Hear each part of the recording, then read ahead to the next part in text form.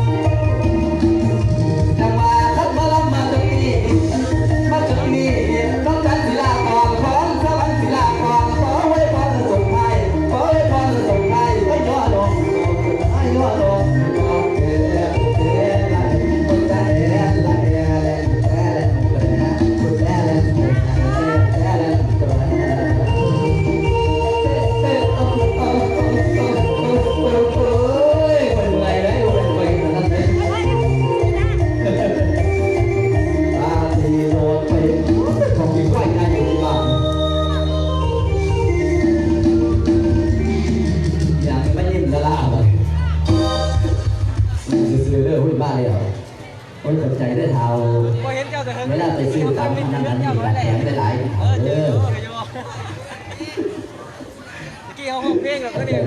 มีงานห้องเพลงเลยเยี่ยม ใครจะสนับสนุนพี่น้องอาหารแซ่บตำแซ่บเพื่อท่านบอกไปว่า ผมมีแนวเห็ด ท่านบอกไปว่าจะพูดแต่บอลยอมแล้วไปวันไหนเราก็แถมเราไปเจอเราถูกผมก็เลยสนับสนุนเล่าสนุนเอาไปเลยโมเสสสักสันเสียเวลาพี่น้องว่าไปร้านไม่เอามันหนึ่งถูกผมไม่ เสียงอยากแตกก็แล้วตังไม่งอไม่งอมันหลายได้ได้ถูกไหมเอาบอกไปซาบอลลัม แน่หน่อยเลยของดีเอ็นก็ลงละดวงดาวได้เป็นสวรรค์หมอกต้องช่วยจุดเกิดให้อาจารย์ดนตรีเอาก้อนแก่ขอลำไผ่ไส้มันทักหาเตาค่ะแม่เตามันเสียเลยอ่ะเสียใส่แล้วก็เตาคอยกันนั่งคอยกันนั่ง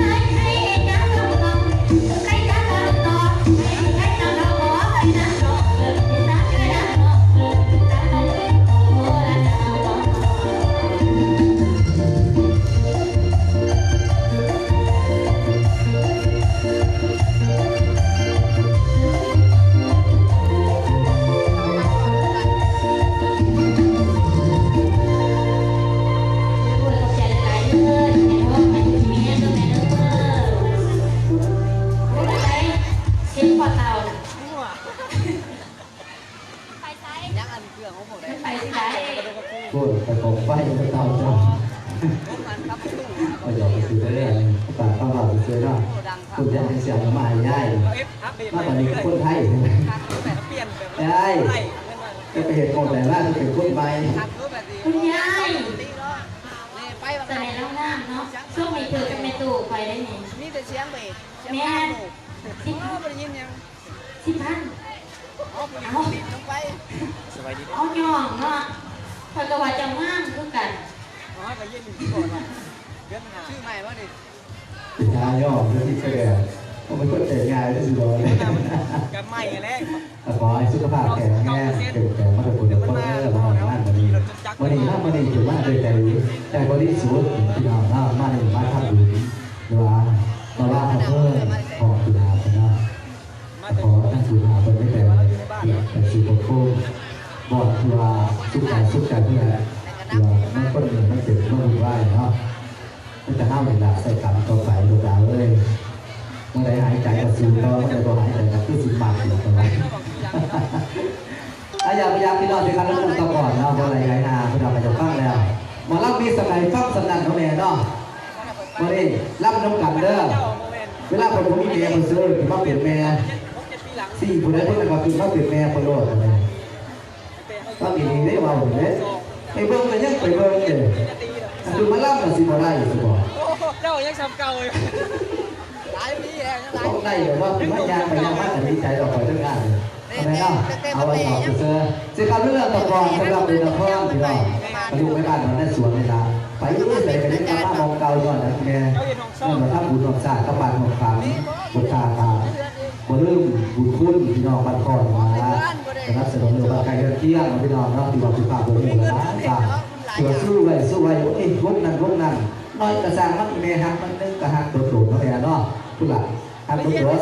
ตัวเป็นกระเพาะกระดวงตาหน่อยเดินสวรรค์ดวงตาน้อยเดินสวรรค์กระตื้อพี่น้อง ในเราไปอยู่ สามคนกับพ่อนี่ละมันพุ่น ออกงานเล็กโคนไหน พุ่นอย่างไร ไปแล้วก็ยังที่บอกว่า พุ่นบวงอย่างไร มันก็ช้อนหาย เพิ่นวงน้อยมันจำว่าน้องกันนี่ล่ะบ้านดงเพิ่งคงเนาะพี่น้องเนาะจะได้มีผลงานมันเป็นทุ่งมองน้อยเล เรี ย ยนเราประมาณ10 อันเด็กได้เลยพี่น้องผู้ขามาสอนในนั้นเองกับมันกับพ่อภูมิใจบ่พี่น้องภูมิใจบ่ภูมิใจแล้วขอเสียงเนี่ยภูมิใจแล้วลูกแล้วเลยตกครับเอาเสียงไหมขอเสียงนะล่ำเลือกไปเอาจบคดีพี่น้องเอาขอเสียงไว้ผู้ขาลูกในพี่น้องเลยจังน้องไปไว้ลูกทั้งไหนเอาเรื่องด่างเด้อเปิดใส่เด้อ ลำเรื่องเปิดก้อนแล้วนะ อันนั้นเรื่องมาซิเตอร์อีดอกก่อนบ้านดูเด้อตัวปอนกับตัวอยู่ดิเอาบอกเป็นอาจารย์มาเลย มันเกี่ยวยัง มาเล่นก่อนแล้วเป็นก่อน อ๋อมันสิมีตัวหนึ่งนะ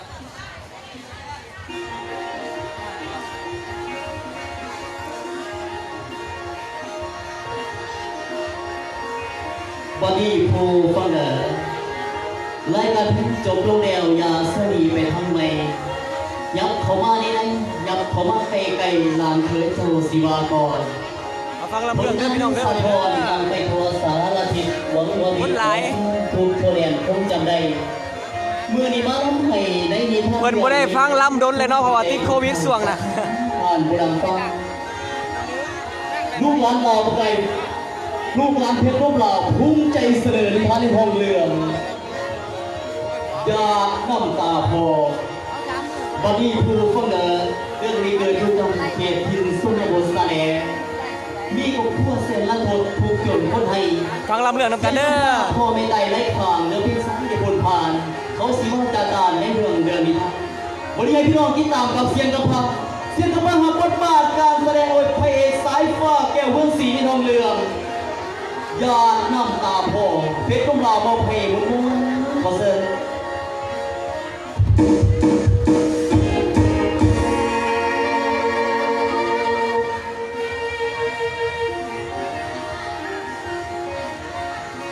โอ้ยโชว์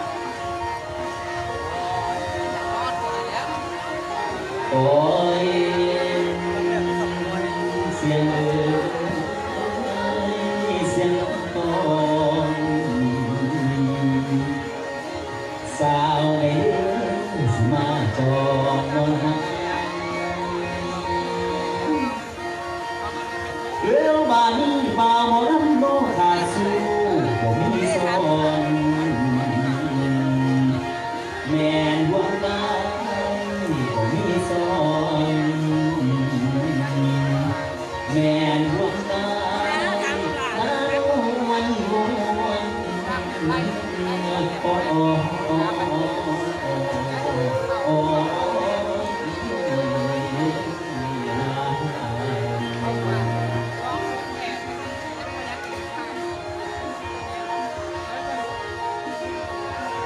แล้วบานี้บทประพันธ์กำลังมันมาสิ้นรสชาติใหม่ทั้งอาจารย์คนก็ได้ประพันธ์เรื่องของแต่ก่อนเป็นนักร้องเป็นหัวหน้าน้ำทิมมาปั่นถึงคืน2,000 สาวได้มาอยู่บนเวทีเป็นที่มันรอฟังเรื่องบาสะแอกัดสายฟ้าแก้วเครื่องสีขอเห็นเสียทั้งใจให้เป็นให้ใจให้แม่ปีนี้ยังอยู่ดอกแม่มีของไว้รับบ่อยเอามาก่อนเพื่อทำ ฟังลำเรื่องกันเด้อ กัดสายฟ้า สอดแจ้งเวลามื้อนี้ส่งไปขอบอาจารย์แล้วเมื่อนี้เมื่อเฮียนบ่ได้ ขอเป็นหลานคนไปเป็นลูกชายเอาสุ มาซอยงานเนาะเพิ่น สิมาจาก มาซอยงาน สิมาเอาเรื่องนั้นพี่ลาเดือ ศิลปินเฮาก็มาบ่หลายปานใดเนาะมื้อนี้ว่าไกลแน่ครับค่ารถไฟยังบ่เก็บบ่จะมาบ่ได้ครับ อย่าสิรู้หาแดนแฟนโอ้โห โอ้ยมันดึกเลยคนเขาเป็นหน่อยเดียว โอ้ แต่คนแปด นาน อยากนอนแล้วแข่งว่าโชว์เพลงเพิ่มกันไป และสิ่งที่โกโกตาปัญหาทางกันทั้งหลายโปรดให้เยซี่กูสกุลเดอป่าสมุนไพรของข้าเสียงคำพูดเป็นสื่อผู้ข้าเองก็เป็นลูกกำพร้าพ่อแม่กายป่าตั้งแต่ยังนอนตีกันยังมีนอนซ้ายอยู่นำกับผู้ข้าเองกับทุกเกิดทุกหนักที่ลงแต่มือแต่ละท่านกลับเป็นทางเก็บปืนมาขายให้ในซื้อเขาทำกินจังเลยเมื่อนี้เสียงคำพูดเองสิ่งเกิดเป็นหาโนในส่วนอารมณ์ไปหาตาคือตาดวนหรือว่าไปนำให้นำหน้าพับจ้าได้ซื้อเขาซื้อกินจังเลย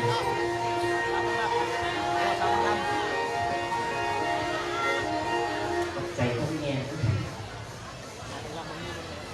จ้าโนกันอยู่ดีดีแง่กันนี่แง่แง่ท้องเขา เพลง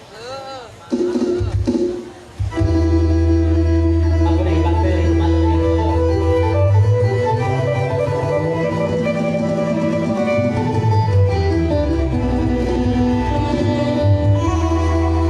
และเสียงหัวใจบานไว้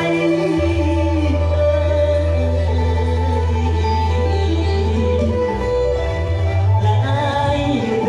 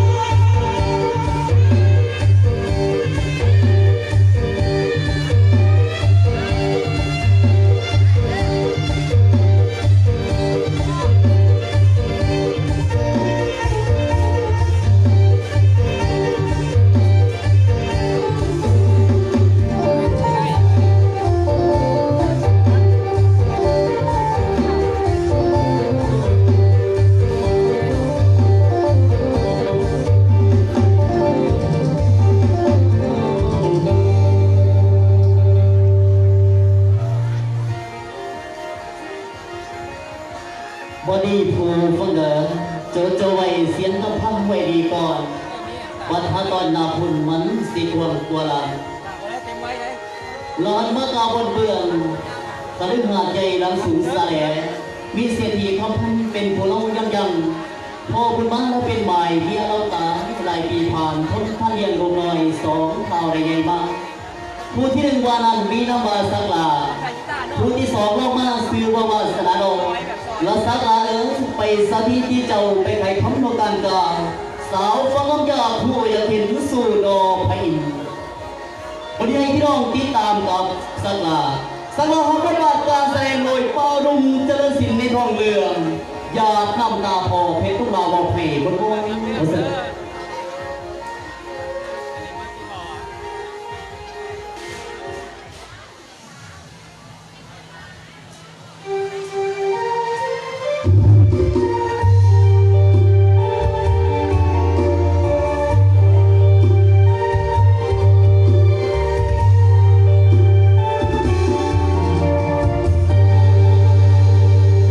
กุหลา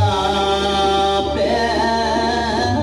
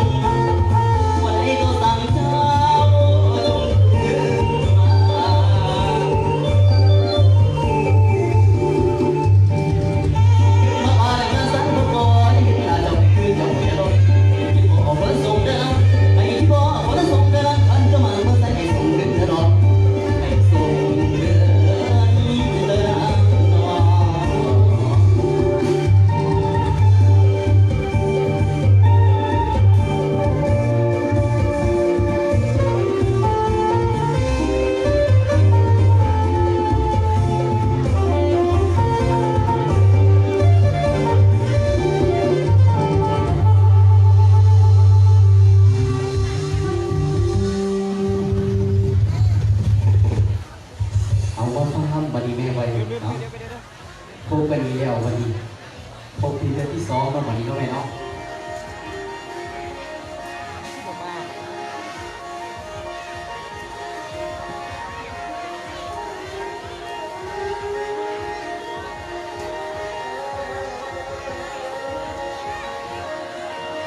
เหลือว่าดีสบายพี่น้องผู้สวสวงเข้ามาเห็นเลิกพัวอยากขอเส้นจึงว่ากันมาลงทานสุขสำราญเดินกันทานฟังนิทานเรื่องไทยฟังหมอลำน้อใจเสียงในจังหวัดปู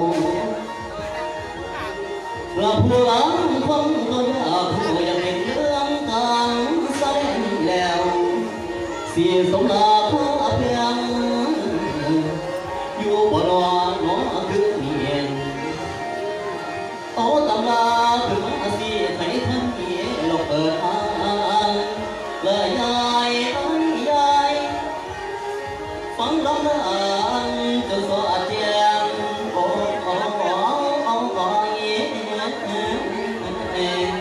ไว้สาแล้ว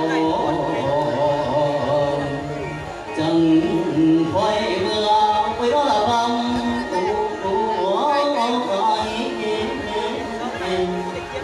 โอ้โอ้โอ้โอ้ไอ้โอ้ไอ้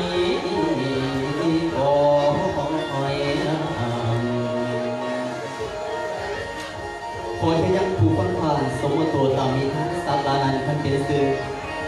ผู้ฟังเอิญสาระเองก็เป็นลูกสาวของพ่อเศรษฐีบุญมีลูกสาวคนหนึ่งชื่อว่าวาสนาสาระเองก็เลยทำเพียงจบม .7 แล้วสาระมีความคิดอยู่ในใจว่าสิไปขอพ่อไปทำต่ออีกคนนึงมันเจอเงี้ยไปได้สิพ่อผู้เสียผู้สาวก็ได้สะดอกดีต่อเป็นกระสวยพวกนี้แล้วสาระเองที่ขึ้นไปหาพ่อที่ขึ้นไปขอพ่อให้ไปเงี้ยต่อแต่เนี่ยสาระเองอยากขึ้นเป็นตำรวจเสด็จวันเดียวสิไปหาพ่อกับเรา ใส่หูใส่ใจกัน เอาลูกถึงมวนกันดีเนาะไปเนาะฟังให้ดึงเสียงลำเดินเนาะปกติทัวร์ซีดันโมให้สายหูสายใจมันกูฝากให้ในฮักบันสุดๆเลย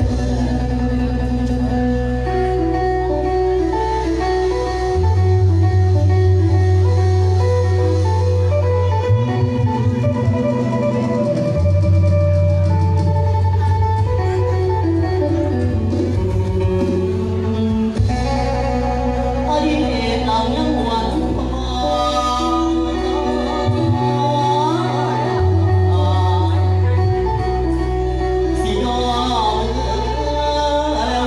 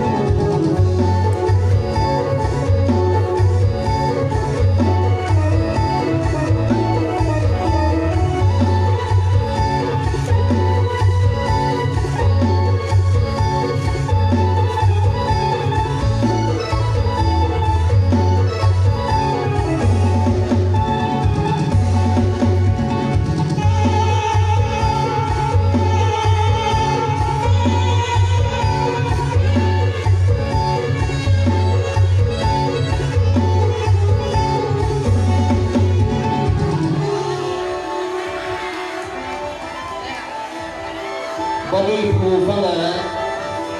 สังวัตจะแล้วว่าฟังเบิ่งพอบุญมันสะเลเขาสิใครว่าจะเหลหลงเข้าดีวันนี้พี่น้องที่ตามกับพอบุญมันผมนะครับบทบาทการแสดงโดยพระเอกเสียงอ่อนเป็นละครดวงพรในของเรื่องยานนำตาพอบุญขอเสน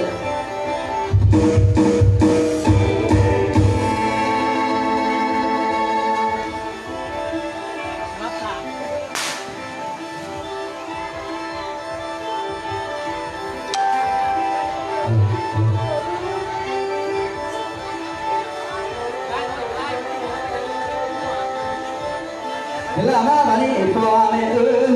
ยเพิ่นว่าคนเฮาเอ้ยคนเฮานี่มันมีทั้งดีดอกทั้งสัวคนเลยคนสั่งเป็นคนกระดับสั่งคนเด้อกระโดดโอ้ยหาว่าบ่ละบ่จริงนานว่าว่าโอ้ยโอ้ยเขาโอ้ย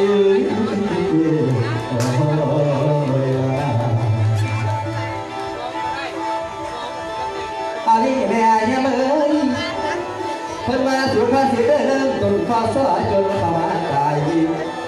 2 ปีป้ายเลยมาศาสนาพระพุทธเจ้าผู้ใดงอแล้วเอากินข้าวมากินก็ลำบากแม่เอ้ยเป็นน้ำปากและทองท้าพระบุญอยู่เอาไว้แล้วก็คิดตอนหายจุดนอนสิพาเป็นอันแล้วเหลือแก่กินคนเฮาโอ้ที่ได้แก่กันภาษาแต่เพียงคือบ่อลำเรื่องคือบิ่งเอ้ยปัดแทนกิ้วแม่เอ้ยกิ้วไปถึงลงไปงัดลบต้องไปออกใจนี่แหละเนาะเพิ่นมาซื้อภาษีเด้อว่าไว้เนาะว่าไว้ได้กินเต้าเลยป่าพี่แต้วได้กินป้าอย่าลืมไม่เอากับเจ้าบ่ที่เคยจำบ่าวหมอลำเลิกคืนมีความดียังมีอยู่ซุ้มประตูในตู้ยาซื้อลูกเคยเจ้าสุดไปเว้าซอยงานละแม่เอ้ยแม่เป็นนักร้องยังบ่ข้ามขอนุนสู่อยู่วงการจนเท่าสู่วันนางได้นั้นจนหัวข้าวกระบอกจนหัวงอกกระบอกเสาว่าสิสาไม่ของเขามาหาแฟนแต่งละสุดลำเลี้ยละยายโอ้ยน้อโอ้ยน้อโอ้ยโอ้ยละ